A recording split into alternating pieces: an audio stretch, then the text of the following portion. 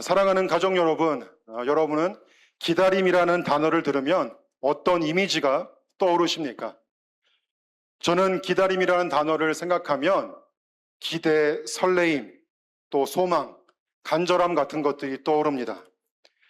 저는 어린 시절 소풍을 가는 날이 다가오면 잠을 설치기 일쑤였습니다. 방 안에 불이 꺼지고 자정이 넘은 시간에도 좀처럼 잠을 잘 수가 없었습니다. 그리고 소풍 당일에는 밥을 먹고 나가라는 어머니의 말씀도 무시하고 일찌감치 밖으로 나갔던 기억이 있습니다.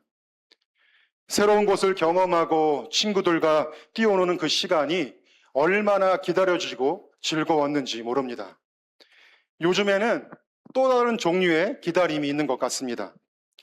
최근에 저희 아이들을 위해서 마리모 키우기 세트를 주문해 주었습니다. 저는 마리모가 뭔지 잘 몰랐습니다. 그래서 인터넷에서 검색을 해보니까 이렇게 공처럼 생긴 수중 식물이었습니다. 아이들이 몇 주 동안 사달라고 저러다 보니까 한운 수 없이 구매하게 되었는데 보통 택배가 하루 이틀이면 도착하지 않습니까?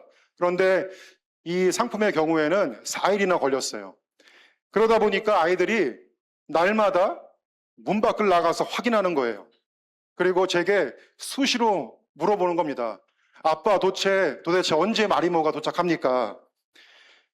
자신들이 그토록 갖고 싶었던 마리모가 오기만을 애타게 기다리고 있었던 것입니다. 그런데 소풍이나 마리모보다 이 마리모를 기다리는 것보다 훨씬 더 큰 기다림으로 가득 차 있는 책이 있습니다. 바로 우리 손에 들려진 성경책입니다. 구약 성경을 펼쳐보십시오. 그 안에는 수백 개에 이르는 메시아, 곧 예수 그리스도에 관한 예언과 예표가 기록되어 있습니다. 하나님께서는 수천 년에 거친 시간 동안 선지자들 통해서 오실 메시아를 예고하셨습니다. 특별히 로마의 식민 지배 아래 있었던 유대 사회에서는 메시아를 대망하던 분위기가 가득했었고 하나님의 때가 이르러 구약의 약속대로 주님께서 이 땅에 오셨습니다. 그리고 인류의 구원을 위해 십자가에서 죽으시고 부활하셨죠. 신약 시대가 활짝 열리게 된 것입니다. 그러나 신약 성경은 여기서 끝나지 않습니다. 예수님께서 십자가에서 달리시기 전날 밤 주님은 제자들에게 말씀하셨습니다. 우리 요한복음 14장 1절에서 3절까지의 말씀을 함께 보겠습니다. 너희는 마음에 근심하지 말라. 하나님을 믿으니 또 나를 믿으라. 내 아버지의 집에 거할 곳이 많도다. 그렇지 않으면 너희에게 일렀으리라. 내가 너희를 위하여 거처를 예비하러 가노니 가서 너희를 위하여 거처를 예비하면 내가 다시 와서 너희를 내게로 영접하여 나 있는 곳에 너희도 있게 하리라. 아멘. 근심으로 가득한 제자들을 보시면서 예수님은 말씀하셨습니다. 나는 아버지께로 돌아갈 것이다. 그리고 너희를 위해서 거처를 예비해 놓겠다. 그리고 이어진 말씀에서 매우 중요한 약속을 남기십니다. 거처를 예비하고 나면 반드시 너희에게 다시 오겠다고 말씀하신 것입니다. 이 말씀은 당시 유대의 결혼 풍습을 빗대어 하신 것입니다. 제자들을 비롯한 당대의 유대인들은 예수님의 말씀을 들으면서 이것이 결혼과 관련이 있을 거라는 것을 단번에 알아챘을 것입니다. 따라서 우리는 이 요한복음 14장 말씀과 오늘 본문에 나오는 열처녀 비유의 말씀을 이해하기 위해서는 당시의 결혼을 짚고 넘어가야 합니다. 오늘날 우리가 보고 경험하는 결혼식을 떠올리면 예수님의 말씀을 온전히 이해할 수 없기 때문입니다. 당시 유대인들은 결혼에 앞서서 정혼이라는 절차를 거쳐야 했습니다. 약혼식이라고 생각하시면 되는데 당시 정혼은 신부의 집에서 양가 부모의 허가 아래 진행이 됐습니다. 그런데 당시 유대의 약혼식은 우리의 약혼식과 많은 차이가 있습니다.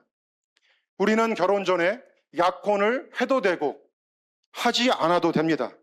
하지만 당시에는 반드시 결혼을 위해서는 정혼이라는 절차를 밟아야 했습니다. 그리고 지금은 약혼을 하고도 얼마든지 파혼을 할 수가 있습니다. 법적으로도 아무런 문제가 없죠. 하지만 오늘과 달리 당시 유대의 약혼은 결혼으로서의 법적 효력이 발생했습니다. 약혼식만으로도 법적인 혼인 관계가 성립되었던 것입니다. 그렇기 때문에 양쪽 중에 한 사람이 사망하거나 이혼 절차를 거치지 않는 이상에는 파혼을 하는 것이 불가능했습니다.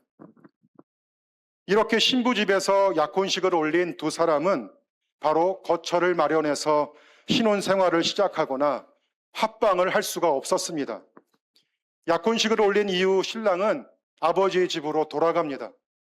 그리고 그곳에서 신부와 함께 살 거처를 마련하기 위해서 집을 짓거나 방을 꾸며야 했습니다. 보통 이 기간은 수개월에서 1년 가까이가 걸리기도 했는데 이 기간 동안 신부는 신랑이 오기만을 애타게 기다렸을 것입니다. 신부에겐 하루가 천년처럼 느껴졌을지도 모릅니다. 왜 안 그러겠습니까? 약혼식을 마치자마자 사랑하는 신랑과 헤어지게 됐으니 그 신랑이 얼마나 보고 싶었겠습니까? 아마 신부는 그림에 사무쳐서 눈물을 흘리기도 하고 때론 신랑 얼굴을 떠올리면서 웃음을 짓기도 했을 것입니다. 하루빨리 거처가 마련돼서 함께 살고 싶었겠죠. 그런데 저와 여러분들도 경험해서 알듯이 특별한 일이 없는 하루는 쏜살같이 지나갑니다. 하지만 내가 사랑하는 사람이나 내가 소중히 여기는 것을 기다리는 날은 이상하게 시간이 흐르질 않죠. 신랑을 기다리는 신부 또한 그랬을 것입니다. 그렇지만 이 기다림의 시간 동안 신부는 신랑에 대한 애틋함과 사랑의 깊이가 더해만 갔을 것입니다. 이제 드디어 신부와 함께 살 거처가 마련되었습니다. 하지만 거처가 마련됐다고 해서 신랑이 바로 신부를 데리고 올 수는 없었습니다. 신랑의 아버지가 아들의 준비를 바라봅니다. 그리고 이제 신부를 데려와도 된다고 허락이 떨어졌을 때 그제서야 이 신랑은 친구들과 함께 횃불을 들고 어둠이 깔린 그 저녁에 신부 집을 향해 갑니다. 이날만을 고대하던 신부는 자신의 동네에 신랑의 행렬이 왔다는 것을 알고 나서는 너무나 기뻐했을 것입니다. 애타게 기다리던 날이 드디어 온 것입니다. 이제 신랑은 신부를 데리고 자신의 집으로 가서 결혼 잔치를 하고 이제 신혼 생활을 시작할 수 있게 되었습니다. 이제 말씀이 좀 더 이해되지 않으십니까? 예수님은 지금 자신을 신랑으로 그리고 교회인 저와 여러분들을 신부로 비유하고 계신 것입니다. 성경은 주님과 교회의 관계를 신랑과 신부의 관계, 결혼 생활을 하고 있는 부부의 관계로 표현하곤 합니다. 예수님은 십자가에서 인류의 모든 죄를 해결하신 후에 하나님 아버지께서 계신 곳으로 올라가셨습니다. 지금 이 순간에도 주님은 하늘 보좌에 계십니다. 그리고 그곳에서 이 땅의 성도들을 위해 거처를 마련해 놓으셨습니다. 주님을 믿는 성도라면 누구라도 천국에 들어갈 자격을 얻게 된 것입니다. 그리고 하나님 아버지께서 정하신 때가 되면 주님은 이 땅에 다시 오셔서 신부된 저와 여러분들을 맞이해 주실 것입니다. 이것이 주님께서 직접 하신 약속의 말씀입니다. 바로 이 맥락에서 오늘 본문 말씀을 함께 살펴보도록 하겠습니다. 1절 말씀입니다. 그때 천국은 마치 등을 들고 신랑을 맞으러 나간 처녀와 같다 하리니. 1절 말씀은 그때라는 단어로 시작이 됩니다. 여기서 그때는 예수님께서 다시 오시는 그때, 곧 재림의 때를 의미합니다. 다시 말하면 주님이 다시 오시는 그 날이 있다는 것입니다. 주님의 재림은 성도들의 상상이나 지어낸 이야기가 아니라는 것입니다. 요즘 많은 이단들이 재림이라는 단어를 자주 사용하다 보니까 한국교회 성도분들이 이 단어를 꺼내어 이야기하는 것을 주저하는 것 같습니다. 하지만 주께서는 반드시 다시 오십니다. 아멘. 그리고 본문에서 천국은 마치라고 할 때 천국은 문자 그대로의 천국을 가리키는 것이 아닙니다. 복음 아래 모여 있는 하나님 나라 공동체, 다시 말해서 교회 안에서 신랑 되신 주님을 기다리는 사람들을 의미합니다. 다시 말해 열 처녀의 모습은 오늘 이 자리에서 주님을 기다리며 살아가는 저와 여러분들의 모습이라 할 수 있는 것입니다. 그런데 주님을 기다리는 열 처녀들은 오늘 본문에서 두 그룹으로 나뉘어지는 것을 볼 수 있습니다. 우리 2절에서 4절까지의 말씀을 보겠습니다. 그 중에 5은 미련하고 5은 슬기 있는 자라.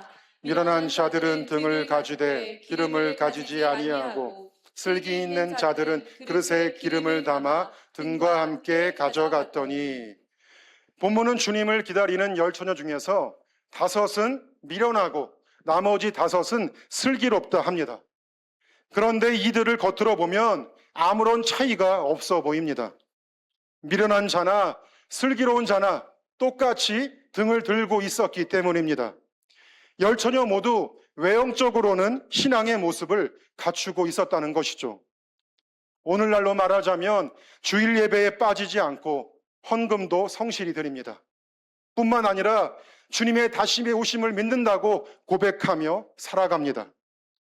그렇다면 왜 열 처녀 중에 5은 미련하고 나머지 5은 슬기롭다고 주님은 말씀하셨을까요? 그것은 바로 이들이 지닌 신앙의 내면적 태도 때문이었습니다. 미련한 5은 등은 있었지만 기름을 준비하지 않았습니다. 신랑을 기다리는 신부된 교회는 신랑이 언제 올지 모르기 때문에 등뿐만 아니라 기름도 준비해야 했습니다. 앞서 말씀드린 대로 신부와 함께 살 초소를 마련한 신랑은 해가 진 저녁에 신부를 데리러 오는 것이 그 당시의 관례였습니다. 그러므로 신랑을 맞이하려면 언제라도 등불을 밝힐 준비가 되어 있어야 했습니다. 미련한 5과 슬기로운 5의 차이는 바로 여기에 있습니다. 겉으로는 동일한 신앙의 행위가 있는 것처럼 보이지만 내면을 들여다보면 주님을 향한 진실된 마음과 믿음이 없었다는 것입니다. 행위는 있으나 마음이 없는 신앙생활, 이것이 미련한 처녀들의 근본적인 문제였습니다. 사랑하는 가족 여러분, 이 자리에 있는 저와 여러분들은 미련한 5 처녀와 같습니까? 아니면 슬기로운 처녀들과 같습니까? 주님께서 이 비유를 말씀하신 이유는 우리를 책망하시기 위함 때문만이 아닙니다. 이제부터라도 참된 신앙의 길을 걸어가라 말씀하시는 권면인 것입니다. 지금까지 기름 없는 등만을 가지고 살아왔다면 이 말씀을 듣는 이 순간부터 주님 오실 길을 밝힐 수 있는 그 기름을 준비하라는 것입니다. 그렇다면 왜 주님은 재림과 참된 신앙을 연결시켜서 말씀하고 계신 것일까요? 그것은 우리의 신앙이 주님의 재림을 향하지 않을 때 본질을 잃어버린 모양만 남은 신앙으로 전락해버릴 수 있는 위험이 있기 때문입니다. 신학자 헤르만 바빙크는 종말론적 소망이야말로 그리스도인의 삶 전체를 이끄는 근본 동력이라고 말했습니다. 신앙의 방향이 재림을 향해 있지 않으면 우리는 자연스럽게 눈앞의 현실, 먹고 마시고 누리는 것에 마음을 빼앗길 수밖에 없는 것입니다. 미련한 5 처녀와 같은 삶을 살게 되는 것입니다. 이것은 교회의 리더들, 사역자들도 예외가 아닙니다. 주님을 사랑하기에 전도하고 선교하며 여러 사역을 감당하지만 어느 순간 깊은 영적 침체에 빠져들고 쉽게 회복되지 않는 경험을 하곤 합니다. 겉으로는 드러내지 않지만 심령은 점점 메말라가고 맡은 사역이 의무가 되며 무거운 짐이 되어버리는 것입니다. 그러나 신랑 되신 주님이 반드시 다시 오신다는 것을 믿고 그 소망을 향해 달려가는 성도는, 그리고 리더는 넘어져도 다시 일어설 수가 있습니다. 그때가 되면 주님께서 반드시 다시 오셔서 저와 여러분들을 맞이해 주실 것이기 때문입니다. 재림의 소망이 다시 우리를 일으켜 세우는 것입니다. 초대교회에 관련된 자료들을 살펴보면 초대교회 성도들이 얼마나 주님의 재림을 간절히 원했는지를 자세히 확인해 볼 수가 있습니다. 주 64년 네로 황제의 기독교 박해가 시작된 이후 교회는 더 이상 자유롭게 모이거나 공공연히 자신의 신앙을 고백할 수가 없었습니다.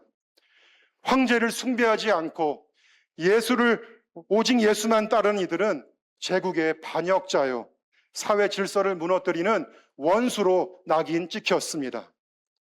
그로 인해 믿음을 버리지 않으면 화형을 당하고 맹수의 밥이 되거나 검투사의 칼에 의해 목숨을 잃었습니다. 이러한 혹독한 박해 앞에서 많은 그리스도인들이 믿음을 저버리고 세상으로 돌아갔습니다. 주님이 아닌 황제 앞에 무릎을 꿇으며 눈앞에 평안함을 쫓아간 것입니다. 그러나 그 극심한 시련과 고난 속에서도 끝까지 믿음의 길을 걸어간 성도들이 있었습니다. 그들은 내가 반드시 다시 오리라, 이 주님의 약속을 굳게 붙들었습니다. 지금 당하는 고통이 극심하고 두려울지라도 주님께서 곧 다시 오신다는 그 소망이 있었기 때문에 칼에 베이고 맹수의 이빨이 살을 파고드는 그 순간에도 예수의 이름을 놓치지 않았던 것입니다. 초대교회 성도들의 이러한 신앙을 가리켜서 마라나타 신앙이라고 부릅니다. 마라나타는 아람어로 주여 오시옵소서라는 뜻입니다. 우리 믿음의 선배들은 바로 이 마라나타의 고백을 붙들고 고난을 인내하며 승리했습니다. 이 외침은 신약 성경에서 그대로 담겨 있으며 1세기 말에서 2세기 초에 교부들이 쓴 기록에도 나타나 있습니다. 특히 초대교회의 예배 지침서라 불리는 디다케에는 성도들이 성찬 예식을 마친 후에 함께 마라나타를 외쳤다는 기록이 남아 있습니다. 오늘날은 성찬식을 1년에 3-4번 정도밖에 하지 않습니다. 하지만 초대교회는 모일 때마다 성찬 예식을 행했습니다. 그 말이 뭐냐면 이들은 날마다 주님 다시 오십시오, 주님 어서 오십시오, 이런 신앙의 고백을 날마다 했다는 것입니다. 주님의 다시 오심은 초대교회 신앙의 본질이자 목적 그 자체였습니다. 신약 성경의 마지막 책은 요한계시록입니다. 이 책을 기록한 사람이 누군지 아십니까? 네, 바로 사도 요한입니다. 학자들은 요한계시록의 기록 연대를 주 95년에서 96년경으로 추정합니다. 이때는 도미티아누스 황제가 로마를 통치했던 시기입니다. 그는 기독교 역사에서 가장 혹독하게 교회를 박해했던 인물로 기록되어 있습니다. 그는 자신을 주와 하나님이라고 부르기를 강요했습니다. 그러나 오직 예수님만을 주라고 고백하는 그리스도인들은 도저히 그 명령에 따를 수가 없었습니다. 그 결과 성도들은 황제의 눈밖에 나게 되었고 거센 박해를 피할 수 없게 되었던 것입니다. 영적인 어둠이 짙게 드리워진 이 시기에 성도들의 믿음은 심각하게 흔들릴 수밖에 없었습니다. 다시 오시겠다고 약속하신 주님의 오심은 그 기미가 보이지 않았습니다. 로마 제국의 횡포는 끝날 것 같지 않았고 형제 자매들은 믿음 때문에 감옥에 갇히거나 죽임을 당했습니다. 사도 요한이라고 해서 어찌 이 환난에서 자유로울 수 있었겠습니까? 요한계시록 1장 9절을 우리 함께 해보겠습니다. 나 요한은 너희 형제요 예수의 환난과 나라와 참음에 동참하는 자라. 하나님의 말씀과 예수를 증언하였으므로 말미암아 반모라 하는 섬에 있었더니. 아멘. 요한계시록을 기록할 당시 사도 요한은 반모섬에 유배가 되어 있었습니다. 복음을 위해, 예수의 이름을 위해 살다가 정치범을 수용하는 반모섬에까지 붙들려 온 것입니다. 그때 그의 나이가 90을 바라보는 인생의 말년이었습니다. 노년에 연약하고 박해의 흔적이 고스란히 새겨져 있는 몸으로 그는 갇혀 있었습니다. 거기다 주님을 함께 따르며 생사를 같이 했던 사도들과 동역자들은 하나둘 세상을 떠났습니다. 그리고 이제 그만이 교회의 유일한 사도로 남아 있었습니다. 여러분들은 사도 요한의 이 말로 할 수 없는 고통과 외로움이 느껴지십니까? 살아갈 소망이 끊어지고 언제 죽음이 찾아올지 모르는 그 벼랑 끝에 요한은 서 있었습니다. 바로 그때 우리 주님이 요한을 찾아오셨습니다. 그리고 그에게 계시의 말씀을 전해주셨습니다. 이 계시는 지금 성도들이 고난과 죽음의 위협 가운데 있지만 이미 승리하신 주께서 세상을 심판하시며 곧 다시 오실 거라는 말씀이었습니다. 아마 요한은 그 말씀 앞에 한없이 눈물을 흘렸을 것입니다. 생각해 보십시오. 세상에서 패배자처럼 고통당하고 멸시받던 자신과 교회가 결국 영원한 승리를 맞이하게 될 것이며 주님께서 곧 다시 오신다는 것입니다.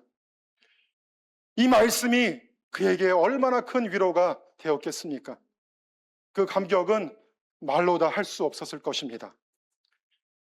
요한계시록 마지막 장에서 주님은 말씀하십니다. 우리 22장 7절을 함께 보겠습니다. 보라, 내가 속히 오리니 이 두루마리의 예언을 말씀을 지키는 자는 복이 있으리라 하더라. 여기서 보라라는 단어는 단순히 보아라라는 뜻이 아닙니다. 보라는 잘 들어라, 이것을 절대 놓치지 말아라라는 의미가 담겨져 있습니다. 그만큼 주님은 당신의 간절한 마음이 전달되기를 바라셨습니다. 이번엔 12절 말씀을 함께 보겠습니다.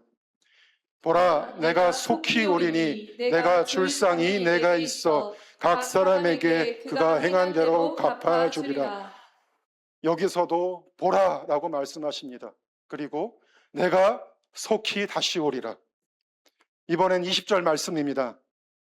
이것들을 증언하신 이가 이르시되 내가 진실로 속히 오리라 하시거늘 아멘. 주 예수여 오시옵소서.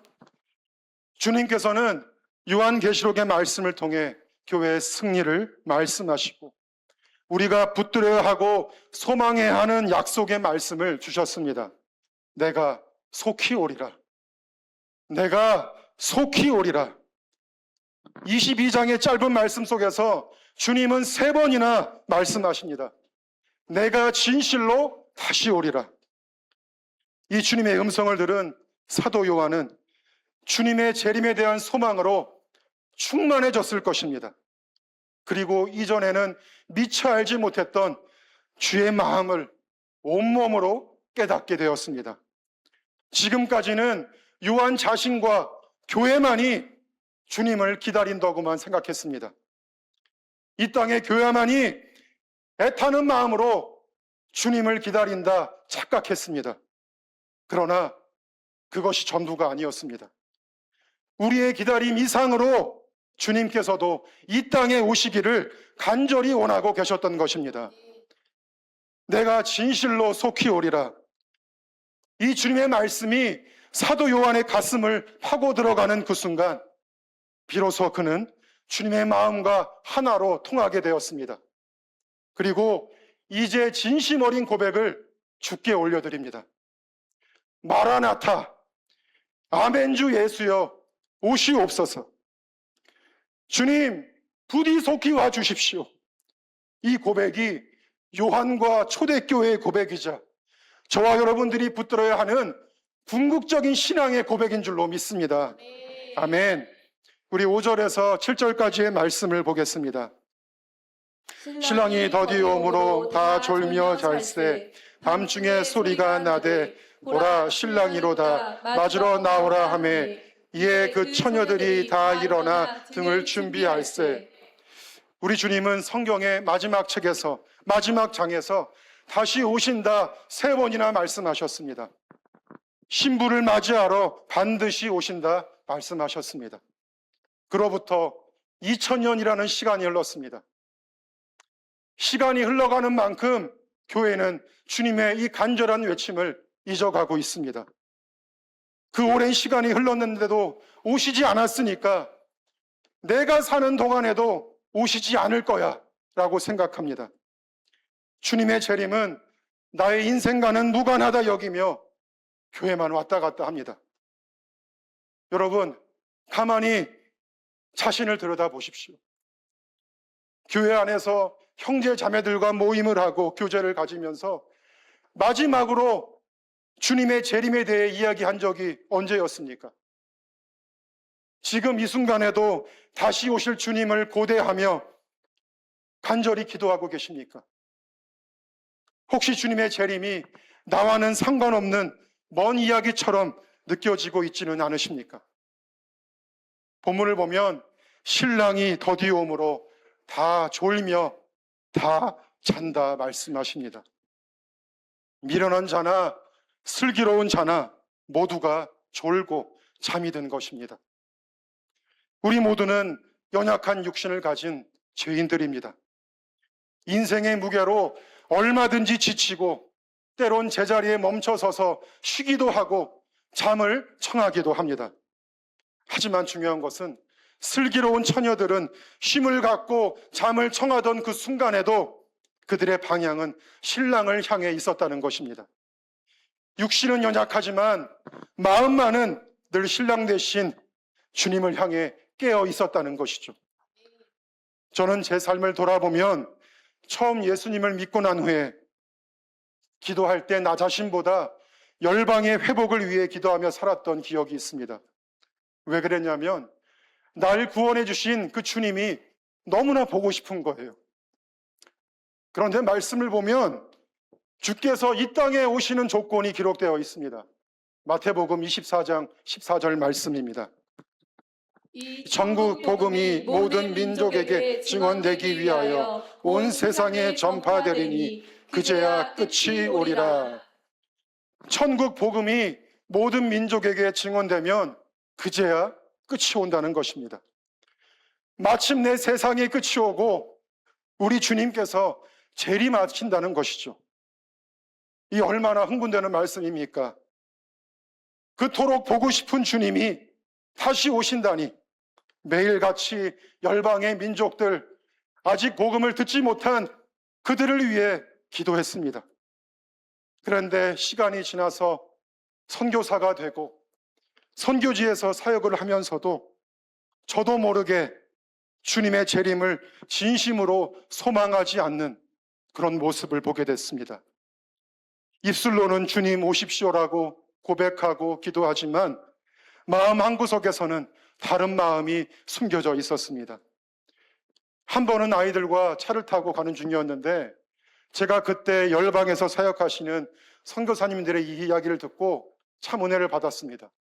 정말 이 아프가니스탄, 이 땅끝이라고 말하는 그곳에서도 수많은 그리스도인들이 지금 주님을 믿고 있다는 겁니다.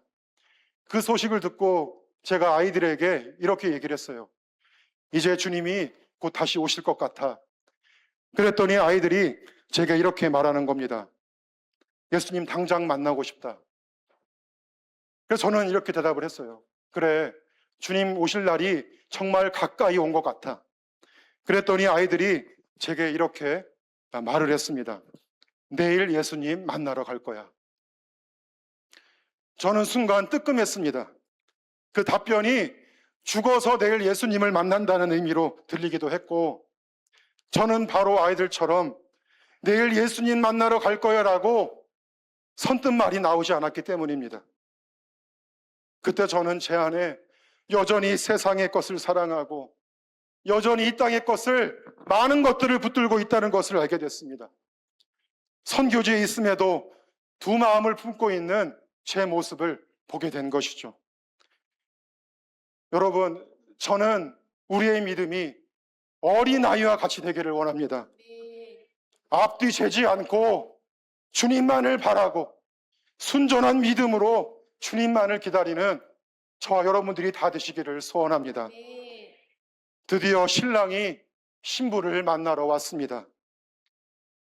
신랑의 행렬이 문 앞에 서서 맞으러 나오라 소리칩니다. 그때 열처녀는 모두 일어나 등을 밝히고 신랑을 향해 나아가고자 했습니다. 그런데 어떤 일이 일어났습니까? 8절에서 10절까지의 말씀을 보겠습니다. 미련한 자들이 슬기 있는 자들에게 이르되 우리 등불이 꺼져가니 너희 기름을 좀 나눠달라 하거늘 슬기 있는 자들이 대답하여 이르되 우리와 너희가 쓰기에 다 부족할까 하노니 차라리 파는 자들에게 가서 너희 쓸 것을 사라 하니 그들이 사러 간 사이에 신랑이 오므로 준비하였던 자들은 함께 혼인잔치에 들어가고 문은 닫힌지라. 아멘. 신랑이 갑자기 도착하자 열처녀는 저마다 등불을 밝히려 했습니다. 그러나 미련한 자들에게는 기름이 없었습니다. 당시 등불을 밝히는 데 사용됐던 기름은 올리브유입니다. 이 기름은 일상생활에서 흔히 쓰였고 값비싼 것도 아니었습니다. 마음만 먹으면 얼마든지 미리 준비해 둘 수 있었습니다. 그럼에도 불구하고 미련한 자들은 기름을 사두지 않았습니다. 그 이유는 단 한 가지입니다. 이들에겐 신랑을 향한 진실된 마음과 간절함이 없었기 때문입니다. 이것을 달리 표현하자면 영적 태만이라 할 수 있습니다. 주님께서는 이렇게 말씀하셨습니다. 내 보물이 있는 곳에 내 마음도 있느니라. 미련한 처녀들은 그들의 보물은 하늘나라가 아니라 이 땅에 있었습니다. 생각해 보십시오. 먹고 싶은 것이 있으면 밤 늦게라도 기꺼이 나가서 음식을 사 먹습니다. 내가 마음에 드는 옷이 세일을 한다고 하면은 당장이라도 달려갑니다. 그러나 언제든 준비할 수 있었던 주님을 위한 기름은 끝내 사두지 않았습니다. 마음이 향하는 곳에 발걸음도 따라가는 법입니다. 미련한 처녀들의 마음은 처음부터 신랑을 향해 있지 않았습니다. 뒤늦게 신랑이 도착했다는 소리를 듣고서야 미련한 처녀들은 허겁지겁 기름을 사러 갔습니다. 그러나 그들이 자리를 비운 사이에 신랑이 도착했습니다. 준비하고 기다리던 자들은 신랑과 함께 결혼잔치에 들어가고 문은 굳게 잠겼습니다. 이미 늦어버린 것입니다. 우리 11절과 12절 말씀을 함께 보겠습니다. 그 후에 남은 처녀들이 와서 이르되 주여, 주여 우리가 우리에게 열어주소서. 대답하여 이르되 진실로 진실로 너희에게 너희에게 이르노니 이르노니 내가 너희를 알지 못하노라 하였느니라. 본문에는 참으로 두렵고 떨리는 말씀이 기록되어 있습니다. 기름을 구하러 급히 나갔던 미련한 처녀들이 뒤늦게 혼인잔치에 도착합니다. 그리고 굳게 닫힌 문을 향해서 외칩니다. 주여 주여 우리에게 열어주소서. 그러나 그들에게 돌아온 주님의 말씀은 너무나 차갑습니다. 진실로 너에게 이르노니 내가 너희를 알지 못하느니라. 여기서 안다는 이 동사는 단순히 어떤 사실을, 정보를 인지한다는 의미가 아닙니다. 성경에서 안다는 표현은 깊은 인격적 관계와 소속을 나타내는 의미로 사용되었습니다. 다시 말해 주님께서는 이들을 향해 이렇게 말씀하시는 것입니다. 너희는 내 양이 아니다. 너희는 나와 아무런 관계가 없는 자들이다. 칼빈은 이 본문을 설명하면서 그들은 신랑을 기다리는 무리 안에 있었으나 실제로는 그리스도께 속하지 않았다라고 말했습니다. 외형적으로는 신부의 모습을 갖추고 있는 것만 같았지만 내면에는 신랑과의 살아있는 관계가 없었다는 것입니다. 저는 이 자리에 있는 모든 가족들이 그리스도께 속한 자인 줄 믿습니다.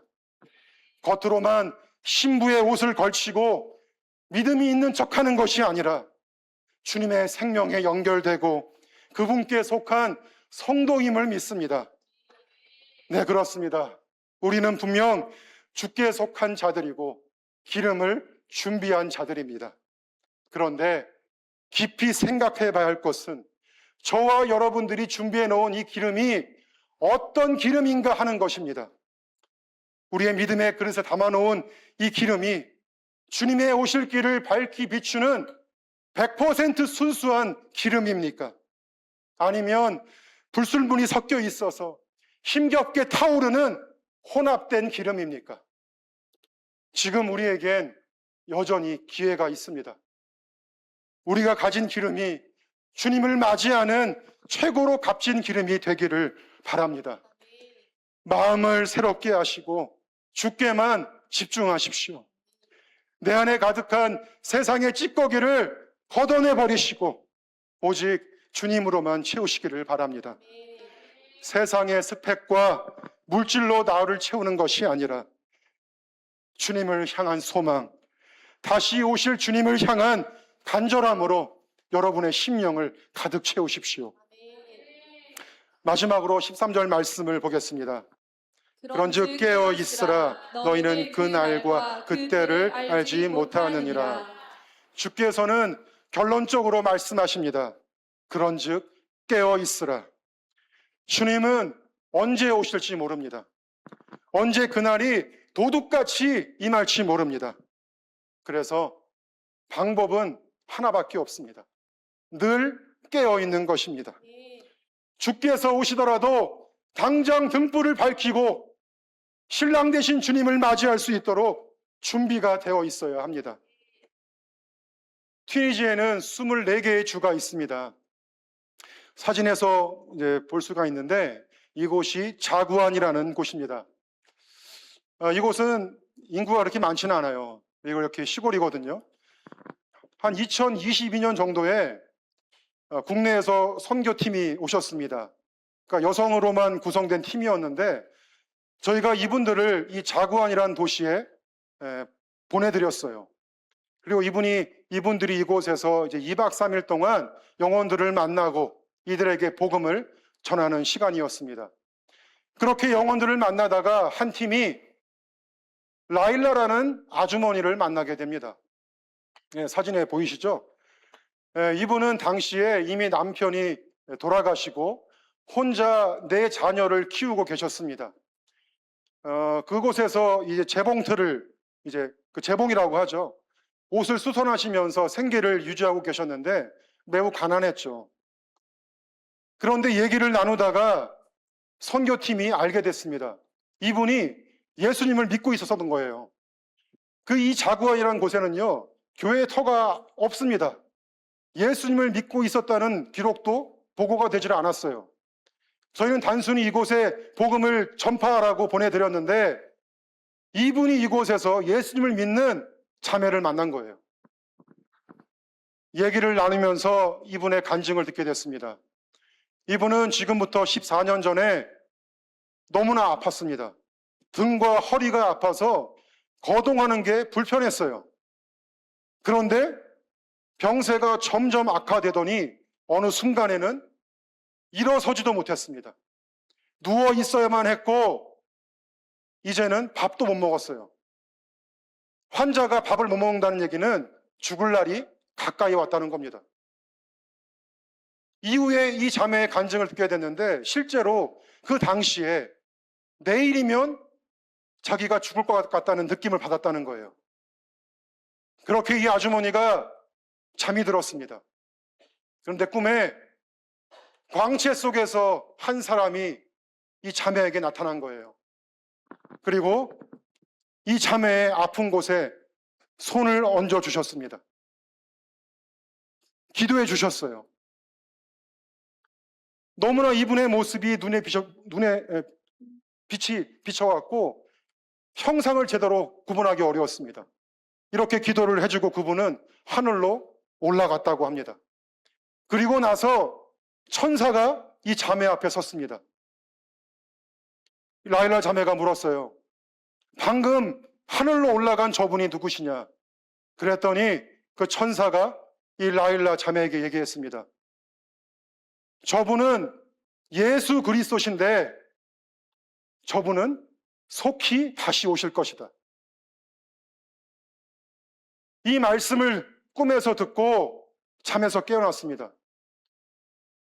어떤 일이 일어났냐면 아파서 죽을 것만 같은 그곳이 다 나은 거예요. 그리고 이전처럼 건강한 몸을 되찾았습니다. 이렇게 이 아주머니가 예수님을 믿고 이분만을 따르기로 결단했습니다. 그런데 이슬람권이다 보니까 어떻게 예배하는지를 모르잖아요. 성경책도 읽어본 적이 없습니다. 그래서 이 라일라 자매가 어떤 방법을 택했냐면 이슬람은 하루에 5번씩 사우디아라비아의 메카를 향해서 기도합니다. 그때 이 자매는 예수님의 이름을 부르면서 절을 하고 주님을 찬양했던 거예요. 그렇게 10년간 예수님을 찬양했습니다. 남편이랑 사별을 했는데 이 남편도 이 기적을 체험했지 않습니까? 그래서 예수님을 믿고 돌아가셨어요. 나중에 4명의 자녀들이 다 예수님을 만납니다. 그리고 저희 3년 전에 저희가 이제 만나고 제가 세례를 줬어요. 한 가정의 구원이 기적적으로 일어난 겁니다. 제가 지난번에 설교했을 때도 마리암 할머니 얘기해드렸죠. 그때도 성경도 모르는 이 할머니에게 예수님께서 직접 말씀해 주셨어요. 마지막에 떠나가시면서 내가 속히 다시 오리라. 우리는 모릅니다. 그때가 언제인지 모르겠다는 거예요. 하지만 본문 말씀은 그때가 있다고 말씀하십니다. 신랑 되신 주께서 반드시 우리를 맞으러 오십니다. 그런데 그날이 바로 내일이라면 어떻게 하시겠습니까? 아니, 주님이 오늘 밤 우리를 찾아오신다면 여러분들은 어떻게 하시겠습니까? 이전 모습 그대로 살아갈 수 있겠습니까? 어떻게 시간을 허투루 보내고 세상을 사랑하며 두 마음을 품고 살아갈 수 있겠습니까? 주님은 속히 오십니다. 내가 진실로 속히 오리라 말씀하셨습니다. 그렇다면 지금 당장 우리가 해야 하는 것은 깨어서 기름을 준비하는 것입니다. 100% 순전한 기름을 준비하고 있어야 합니다. 헛된 것에 마음 빼앗기지 말고 오직 주님을 위해 기도하고 한 영혼을 살리고 땅 끝까지 교회를 세우는데 전념을 다해야 합니다. 무슬림이었던 라일라 자매에게 예수님이 찾아오시고 속히 다시 오신다 말씀하셨습니다. 이 자매는 그 주님의 약속을 붙들고 10년간을 혼자 기도했습니다. 주님을 기다렸습니다. 지금 이슬람권에서 수많은 형제 자매들이 주님만을 애타게 기다리고 있습니다. 핍박 가운데서 주님 언제 오십니까? 모일 때마다 손잡고 외칩니다.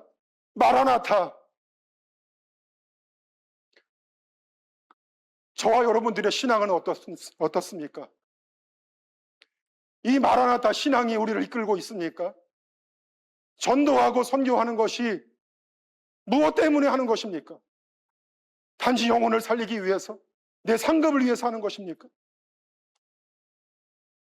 주님은 우리를 너무나 만나고 싶어 하십니다. 우리만큼 그 이상으로 주님이 다시 오시고 싶어 하세요.